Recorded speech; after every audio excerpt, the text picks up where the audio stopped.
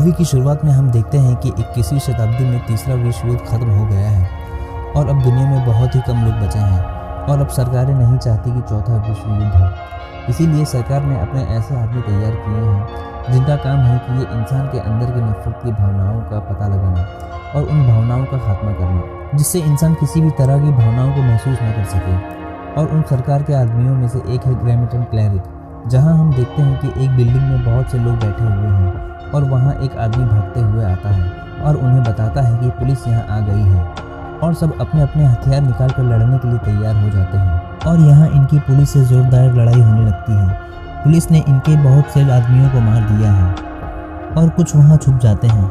यहाँ इनके 2 ऑफिसर क्लैरिक आ जाते हैं और ये बहुत हाईली ट्रेंड होते हैं, जिसमें से जॉन क्लैरिक बहुत ही होशियार होता है और वो उन्हें तहखाने में ढूंढ लेता है और अपनी चालाकी से इन्हें बेरहमी से मार देता है। वहाँ वो एक मोनालिसा की पेंटिंग ढूंढ लेता है और वो इस पेंटिंग को जलवा देता है, लेकिन दूसरा क्लैरिक उस पेंटिंग को जलता देख बहुत दुखी होता है और वो वहाँ से चले जाते हैं। रास्ते में दूसरा क्लैरिक जिसका नाम पैट्रिक होता है वो जॉन से पूछता है ये सब हम कब तक जलाते रहेंगे। जॉन उससे कहता है कि बहुत जल्द हम रास्ता ढूंढ लेंगे। और जॉन पैट्रिक की जेब में एक किताब देखता है और उससे पूछता है ये किताब तुमने वहाँ क्यों नहीं जला दी। इस पर पैट्रिक कहता है ये किताब मैं वहाँ जाकर खुद ही जमा कर दूंगा। हमें यहाँ बताया जाता है कि सरकार ने एक प्रोजियम नाम की दवा बना ली है जिसे लेने पर इंसानों पर किसी भी तरह की फीलिंग्स के महसूस नहीं होती, ना ही प्यार ना ही नफरत। और ये प्रोजियम हर किसी को लेना ही होती है। अगर कोई इसे नहीं लेता तो उसे जान से मार दिया जाता है, जिससे ना ही किसी तरह की फीलिंग होगी और ना ही कोई युद्ध होगा। इसीलिए पुलिस ने इन सभी लोगों को बेरहमी से मार दिया होता है। प्रोजियम ना लेना एक बहुत ही बड़ा जुर्म होता है और अब किसी भी तरह की कोई जंग नहीं होती। सरकार अब किसी भी तरह की किताब, म्यूजिक, पेंटिंग सब कुछ जला देती है, जिससे किसी के अंदर किसी भी तरह की फीलिंग्स महसूस न हो। एक दिन दोनों क्लैरिक्स कार में अपने ऑफिस जा रहे होते हैं और जॉन को दूसरे क्लैरिक के ऊपर शक हो जाता है कि ये प्रोजेक्ट नहीं ले रहा है और जॉन अपने ऑफिसर के पास जाता है। ऑफिसर पूछता है तुम्हारे अंदर कैसी खूबी है, तुम इतने तेज़, अपने काम में इतने होशियार हो। ऑफिसर उसकी बहुत तारीफ़ करता है। जॉन कहता है सर मैं खुद को सामने वाले की जगह पर रख कर देखता हूँ। ऑफिसर जॉन के परिवार के बारे में पूछता है। जॉन कहता है सर मेरा एक बेटा है और बेटी है। बेटा क्लैरिक बनने की तैयारी कर रहा है और मेरी बीवी को 4 साल पहले सेंस ऑफेंस के जुर्म में मार दिया गया था। ऑफिसर पूछता है क्या तुम्हें कुछ महसूस हो रहा है। जॉन कहता है सर मुझे कुछ महसूस नहीं हो रहा है। ऑफिसर जॉन की बात से बहुत खुश होता है। जॉन वहाँ से चला जाता है और पैट्रिक की कार की रिकॉर्डिंग चेक करता है और वहाँ दूसरे ऑफिस में जाकर एक आदमी से कहता है पैट्रिक ने जो किताब जमा कराई थी वो मुझे दो। वो आदमी चेक करता है लेकिन उसे कोई किताब नहीं मिलती। जॉन उसे अच्छे से चेक करने के लिए कहता है। वो आदमी कहता है पैट्रिक ने यहाँ हफ्तों से कोई चीज़ जमा नहीं कराई है। फिर जॉन उसे ढूंढने के लिए निकल जाता है। वो वहाँ उसे एक घर में मिलता है और पैट्रिक वही किताब पढ़ रहा होता है जो उसे जमा करानी थी। जॉन उसके पास आता है। पैट्रिक उसे उस किताब में से एक बहुत अच्छी कविता सुनाता है लेकिन उसे कुछ समझ नहीं आता। जॉन पैट्रिक से कहता है मैं तुम्हारे लिए कुछ करूँगा ताकि वो कम सज़ा दे। पैट्रिक कहता है हम दोनों जानते हैं कि वो कभी कम सज़ा नहीं देता। जॉन कहता है तो फिर आई एम सॉरी, मैं कुछ नहीं कर सकता। पैट्रिक कहता है तुम्हें तो सॉरी का मतलब भी नहीं पता। सॉरी तो तुम्हारे लिए बस एक शब्द है जो तुमने कभी महसूस भी नहीं किया। कहता है इंसानियत ख़त्म हो गई है। जॉन कहता है अब कोई जंग नहीं होती और अब कोई कत्ल नहीं होते। पैट्रिक कहता है हम जो कर रहे हैं वो क्या है। जॉन कहता है हम अपना काम कर रहे हैं और पैट्रिक कहता है मैं मरने के लिए तैयार हूँ और वो किताब पढ़ना शुरू कर देता है और जॉन उसे वहीं शूट कर देता है और वो वहीं मर जाता है और जॉन थोड़ा दुखी होता है। और वहाँ दूसरा क्लैरिक जिसका नाम ब्रेंट होता है वो आता है और दोनों वहाँ से चले जाते हैं। वो जॉन से कहता है तुम दोनों बहुत करीब और मैं तुम्हारी तरह दूसरों का दिमाग पढ़ सकता हूँ। यहाँ जॉन थोड़ा दुखी होता है और उससे गुड नाइट कहकर अपने घर चला जाता है। वहाँ उसका बेटा वो भी क्लैरिक बनने की तैयारी कर रहा होता है। वो जॉन से कहता है कि आज मैंने रॉबी टेलर को रोते हुए देखा है, क्या मुझे इसकी रिपोर्ट करनी चाहिए।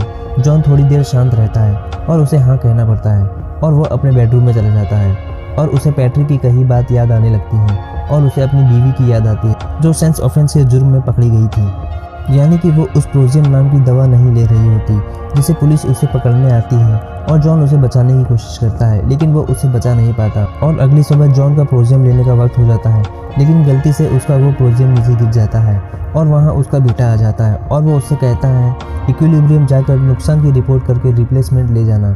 और उसका बेटा भी अपने काम में बहुत होशियार होता है। जॉन इक्विलिब्रियम से दवाई ले लेता है और ब्रेंट वहाँ आ जाता है। वहाँ से वो एक सेंस ऑफेंडर को पकड़ने जाते हैं लेकिन आज जॉन ने अपनी दवाई नहीं ली होती इसलिए वो अपने काम में ध्यान नहीं दे पा रहा होता। और उसे फीलिंग महसूस होने लगती है। वो एक औरत जो सेंस ऑफेंडर होती है उसे पकड़ लेते हैं। जॉन उससे पूछता है, तुम अपनी दवाइयाँ कब से नहीं ले रही हो? उसे एक आईने के पास ले जाता है, लेकिन जॉन उसे अपने साथ आईने में देखता है और उसे फीलिंग महसूस होने लगती है और वो उसे वहीं छोड़ देता है और वो उस औरत को मारने के बजाय उस आईने को नष्ट करने का हुक्म देता है।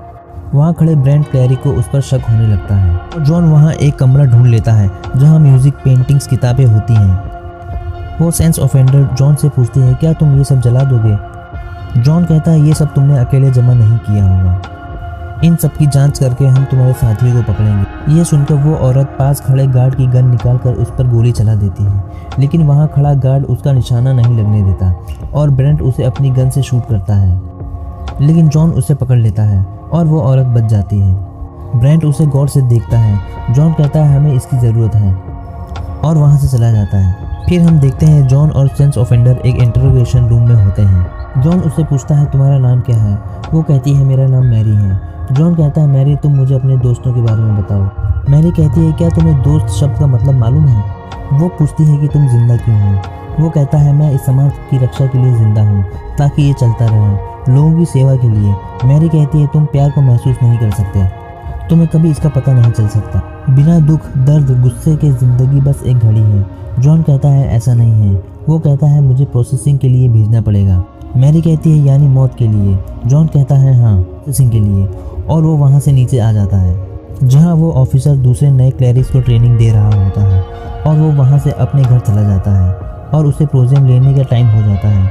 वो प्रोजेम नहीं लेना चाहता, वो प्रोजेम लेने ही वाला होता है, लेकिन वो कुछ सोचकर नहीं लेता और वो लोगों को सपने में सज़ा देते हुए देखता है और वो घबरा कर उठ जाता है और वो बाथरूम में नहाने चला जाता है और वो वहाँ से बाहर देखता है जहाँ एक रोशनी आ रही होती है और वो कांच को साफ करने लगता है तो वो देखता है बाहर दुनिया बहुत खूबसूरत है, लेकिन अचानक उसे लगता है ये एक इल्यूजन है क्योंकि उसने काफ़ी देर से अपनी दवा नहीं ली होती है और वो वहाँ प्रोजेम लेने के लिए भागता है और वहाँ वो फिर से नहीं ले पाता और हम देखते हैं कि बहुत से लोग इक्विलिब्रियम में खड़े हैं। वहाँ ऑफिसर उनका ब्रेन वॉश कर रहा होता है और जॉन अपनी दवाइयाँ नीचे फेंक देता है और सब अपने काम के लिए ऊपर जाते और जॉन उन सबको गौर से देखता है और वहाँ वो लोगों को महसूस करने के लिए अपने ग्लव्स उतार देता है और वो लोगों को छूने लगता है। फिर वो अपने डेस्क में बैठकर अपनी हर चीज़ को अपनी जगह से अलग करने लगता है और वहाँ ब्रेंट आ जाता है और पूछता है, तुम ये क्या कर रहे हो?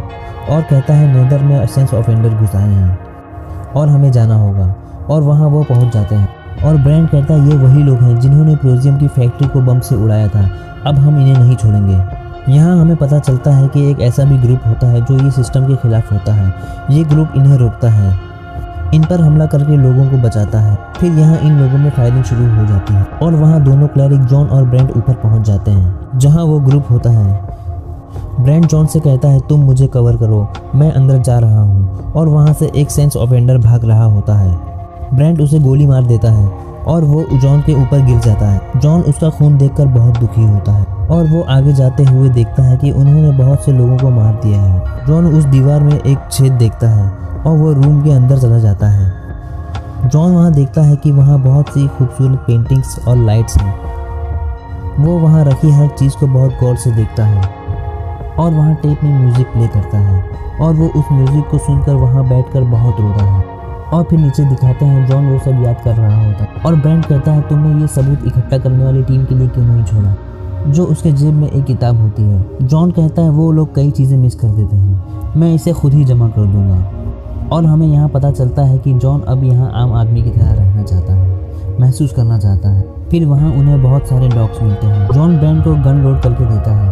ब्रेंट गार्ड से कहता है कि इन डॉग्स को मार दो और गार्ड्स डॉग्स को बहुत बेरहमी से मारने लगते हैं। ये सब देखकर जॉन को बहुत दर्द होता है और इतने में एक बच्चा जॉन के पास आ जाता है। जॉन उसे पकड़ के गौर से देखने लगता है। गार्ड जॉन से कहता है, सर आप ये मुझे दे दीजिए, मैं इसे अभी ख़त्म कर दूंगा। जॉन उसे नहीं देना चाहता और ब्रेंट कहता है, ये इसे दे दो और जॉन उसे वो पपी दे देता है। गार्ड उसे अंदर ले जाने लगता है लेकिन फिर से वो पपी ले लेता है और कहता है, हमें कुछ जानवरों को बीमारी के टेस्ट के लिए ले जाना चाहिए। और ब्रेंट को धीरे धीरे समझ में आने लगता है। उसके बाद जॉन उस ऑफिसर के पास जाता है और कहता है, हम ऑफेंडर्स को पकड़ सकते थे, हम उन्हें अंडरग्राउंड तक भेज सकते थे, हम उनसे सवाल जवाब कर सकते थे, लेकिन उन्हें मार डाला गया। ऑफिसर कहता है ऐसे काम के लिए हमें फादर ने हुक्म दिया है कि उन्हें जहाँ भी देखा जाए वहीं मार दिया जाए। जॉन ऑफिसर से सवाल ही सवाल करने लगता है। जॉन कहता है ये कानून के खिलाफ है। ऑफिसर कहता है ये सब तुम्हारी और मेरी इच्छा से नहीं होता, ये सब फादर का हुक्म है और वही कानून है। जॉन को बहुत गुस्सा आता है और वो उसकी बात मान जाता है और फिर जॉन उस औरत को कैमरे में देखता है और उसकी हर हरकत पर नज़र रखता है और उसके पास से जब्त किए सबूतों को मांगता है और उन चीज़ों को अच्छे से देखता है और उसमें से एक रेड रिबन वो अपने पास से रख लेता है। इसके बाद हम देखते हैं कि जॉन नेदर की तरफ अपनी गाड़ी लेकर जा रहा होता है और पुलिस को रास्ते में बताता है और वो उस जगह पहुंच जाता है जहां से वो पपी उन्हें मिला होता है। वो उसे अपनी डिक्की से निकालता है और उसे ज़मीन पर छोड़ देता है और अपनी कार में बैठ जाता है। वो पपी वहीं खड़ा होकर उसे आवाज़ देता है। जॉन को उसे फिर उठाना पड़ता है और वो उसे डिक्की में डाल देता है और अपने कोट से उस पपी को ढक देता है और इतने में वहाँ पुलिस आ जाती है। पुलिस वाले उसे घेर लेते हैं और अपनी पहचान देने को कहते हैं। जॉन उन्हें अपनी पहचान देता है। जॉन कहता है कि मैं क्लैरिक हूँ। पुलिस वाले कहते हैं अपना आईडी कार्ड दिखाओ। जॉन कहता है मेरा आईडी कार्ड मेरे कोट में है और उसे अपना कोट डिक्की में डाल दिया होता है। पुलिस ऑफिसर कहता है हमें तुम्हारी गाड़ी की तलाशी लेनी होगी। जॉन उन्हें मना करता है। पुलिस वाला गाड़ी की तलाशी लेने के लिए कहता है। जॉन कहता है इसमें कुछ नहीं है। ऑफिसर कहता है डिक्की की चाबी दो और उससे चाबी छीन लेता है और गार्ड को दे देता है। गार्ड डिक्की खोलने लगता है। जॉन कहता है मैं ऊंची रैंक का क्लैरिक हूँ। ऑफिसर गार्ड को रोकता है और जॉन से सॉरी कहता है। गार्ड उसे चाबी देने वाला ही होता है। इतने में अंदर से पपी की आवाज़ आती है और ऑफिसर चाबी फिर से छीन लेता है। डिक्की खोल देता है। उसमें डॉग देखकर ऑफिसर उसे घुटने के बल पर बैठने को कहता है और पुलिस वालों ने अपनी गन जॉन के ऊपर पॉइंट कर दी होती है, लेकिन जॉन उन सब पुलिस वालों को अपनी फाइटिंग से मार देता है और उस डॉग को अपने घर ले जाता है। जॉन का दवाई लेने का टाइम हो जाता है, लेकिन अपनी दवाई बाथरूम में आईने के पीछे छुपा देता है और अपनी प्रैक्टिस करने लगता है। वहाँ ब्रांड भी आ जाता है और दोनों वहाँ लड़ने लगते हैं। ब्रांड कहता है नेदर के सेक्टर 7 में हमें रेड डालनी और वो अपनी टीम के साथ वहाँ पहुँच जाते हैं। वो वहाँ रेजिस्टेंस का सब कुछ जलाने लगते हैं। जॉन को ये देखकर बहुत दुख होता है और जॉन को पीछे से वो गोली मारने ही वाले होते, लेकिन जॉन बहुत होशियार और समझदार होता है और वो उन्हें पकड़ लेता है, लेकिन शूट नहीं करता और उन्हें भागने को कहता है। वो उस पर यकीन नहीं करते। उनमें से एक कहता है ये हमें पीछे से गोली मार देगा। जॉन कहता है मुझे गोली मारनी होती तो मैं पहले ही मार देता। जॉन उन्हें अपने साथ बचाने के लिए ले जाता है, लेकिन वहाँ पुलिस आ जाती है। जॉन उन पुलिस वालों को भी मार देता है और उन्हें जाने को कहता है। जॉन आगे जाता है तो देखता है कि ब्रांड ने उन्हें बंदी बना लिया है और उनके साथ और भी गार्ड्स हैं। ब्रांड जॉन से कहता है तुम इन्हें मार दो और जॉन को गन देता है। जॉन उन्हें नहीं मारना चाहता है। वो कहता है तुम ही इन्हें मार दो और उसे गन दे देता है। ब्रांड पुलिस को मारने का हुक्म दे देता है और पुलिस उन्हें मार डालती है। जॉन अपने ऑफिसर के पास जाता है और कहता है मैं अंडरग्राउंड से सारे सेंस ऑफेंडर्स को ढूंढ कर मार देना चाहता हूँ। ऑफिसर उसे इजाज़त देता है। जॉन पैट्रिक की लाश के पास जाता है और उसके पास जो सामान थे उसे मंगवाता है, क्योंकि अब उसकी लाश को जलाने का टाइम आ जाता है। जॉन वो सब सामान देखता है जिससे उसे पता चलता है मैरी पैट्रिक की वाइफ है। जॉन मैरी के पास जाता है और उसे पैट्रिक के बारे में पूछता है। मैरी कहती है उसे तुम्हारे साथियों ने मार दिया है। जॉन कहता है उसे मैंने मारा है और मैरी को यह सुनकर बहुत दुख होता है। वो पास रखी पेन से जॉन पर हमला कर देती है, लेकिन जॉन उसे पकड़ लेता है और वो एक दूसरे के बिल्कुल नज़दीक होते हैं। जॉन उसे महसूस करके उसे छोड़ देता और उससे पूछता है क्या उससे प्यार था। यहाँ मैरी भी चौंक जाती है कि ये प्यार के बारे में पूछ रहा है। जॉन वहाँ जाता है जहाँ न्यू क्लैरिक की पढ़ाई हो रही होती है और वहाँ के टीचर से पूछता है तुम पैट्रिक के बारे में क्या जानते हो, और सबको बाहर भेजता है। टीचर बताता है वो यहाँ एक जर्जन नाम के आदमी से मिलने आया करता था और इसके सिवा मैं कुछ नहीं जानता। और जॉन जर्जन को ढूंढने लगता है और जर्जर उसे मिल जाता है। जर्जर उससे कहता है हम तुम्हारे ऊपर नज़र रखे थे और जर्जन उसे अंडरग्राउंड ले जाता है जहाँ बहुत से लोग रहते हैं। जर्जन जॉन पर एक मशीन लगाता है। तुमने अपनी जेब में मैरी का खुशबू से भरा लाल रिबन रखा है। जब कोई नहीं होता तो तुम उसे सूंघते हो। जॉन ये सब देखकर बहुत हैरान हो जाता है और बताता है मैरी को कल जलाया जाएगा। जॉन पूछता है कि मैं क्या कर सकता हूँ। जर्जन कहता है तुम ही फादर को मार सकते हो। मैरी पूछती है अब तो मेरी मौत तय हो गई है, लेकिन तुम अब यहाँ क्यों आए हो। और इतने में जॉन की घड़ी से अलार्म बजने लगता है जो बताती है कि उसकी दवाई का टाइम हो गया है। मैरी पूछती है क्या तुम दवाई नहीं ले रहे। जॉन कुछ नहीं कहता। मैरी पूछती है अब तुम क्या करोगे। जॉन कहता है पता नहीं। और यहाँ बताया जाता है कि जॉन के अंदर भी अब लव की फीलिंग्स आ गई होती हैं। जॉन फिर से जर्जन के पास जाता है। जर्जन कहता है फादर से एक बार मीटिंग करा दो। जॉन कहता है ऐसा नहीं हो सकता। जंग के बाद फादर ने एक भी इंटरव्यू नहीं दिया। जर्जन कहता है हमारा नेटवर्क बहुत बड़ा है, जैसे पता चलेगा कि काउंसिल का कोई लीडर नहीं है, प्रोजियम की फैक्ट्री में हम ब्लास्ट कर देंगे। अगर हम प्रोजियम की सप्लाई एक दिन के लिए भी रोक देते हैं तो हम कामयाब हो सकते हैं। जॉन उनकी बात मान जाता है और वो कैमरे में मैरी को देखता है। उसे जलाने के लिए ले जाया जाता है।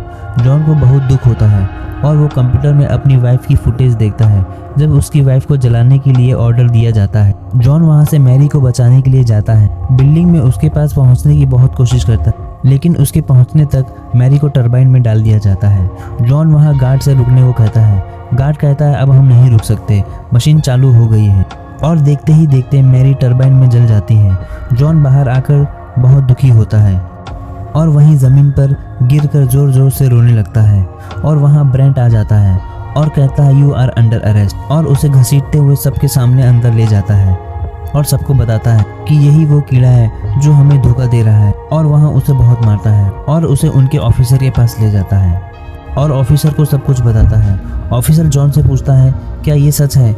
जॉन कहता है मैंने आपसे वादा किया था कि मैं उस गद्दार को आपके सामने ले आऊँगा और मैं उसे ले आया हूँ। ऑफिसर ब्रेंट से कहता है उस दिन जो पुलिस वाले मारे गए थे गन पर तुम्हारे हाथ के निशान हैं।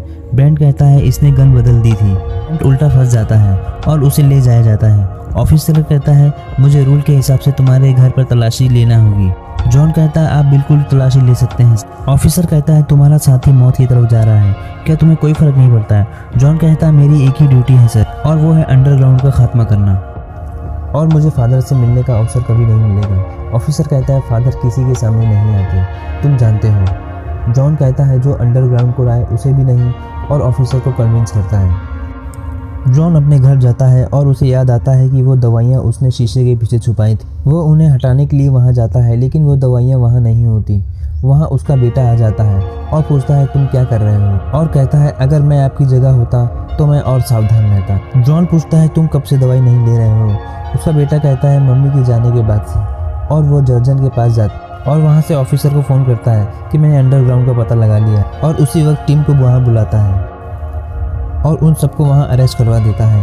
और अब जॉन को फादर से मिलने का टाइम हो जाता है। दूसरा ऑफिसर जॉन को फादर के पास ले जाते हुए समझाता है कि फादर से आंखों से आंखें मत मिलाना, अगर तुमने सिक्योरिटी जोन को तोड़ा तो तुम वहीं मर जाओगे। तुम्हें अपने हथियार सरेंडर करने होंगे और तुम्हारा एक टेस्ट होगा। जॉन पूछता है कैसा टेस्ट। ऑफिसर बताता है कि टेस्ट लेना होता है, और उसका टेस्ट शुरू किया जाता है। और वहाँ ब्रेंट आ जाता है और जॉन को पता चलता है कि वो खुद ही फंस गया है। जॉन अपने हथियार निकाल कर सबको मार देता है और वो वहाँ से उसी फादर के पास जाने लगता है, और वहाँ बहुत से गार्ड आ जाते हैं और जॉन उन्हें मार देता है।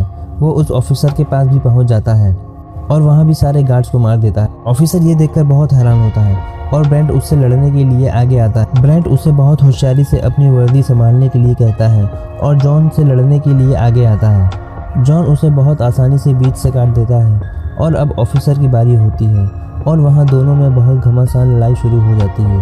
और लड़ते लड़ते जॉन ऑफिसर की गन गिरा देता है। ऑफिसर उसे रुकने को कहता है और जॉन को समझाने की कोशिश करता है, लेकिन जॉन उसे वहीं मार देता है और वहाँ कंट्रोल रूम में पहुँच जाता है और सब बर्बाद कर देता है। और वहाँ अंडरग्राउंड के लोग आकर वहाँ गार्ड्स को मार देते हैं और इक्विलिब्रियम को ब्लास्ट कर देते हैं, और जॉन वो लाल रिबन भी हंसते हुए फेंक देता है, और यहाँ मूवी ख़त्म हो जाती है। IMDb में इस मूवी की रेटिंग 7.4 है।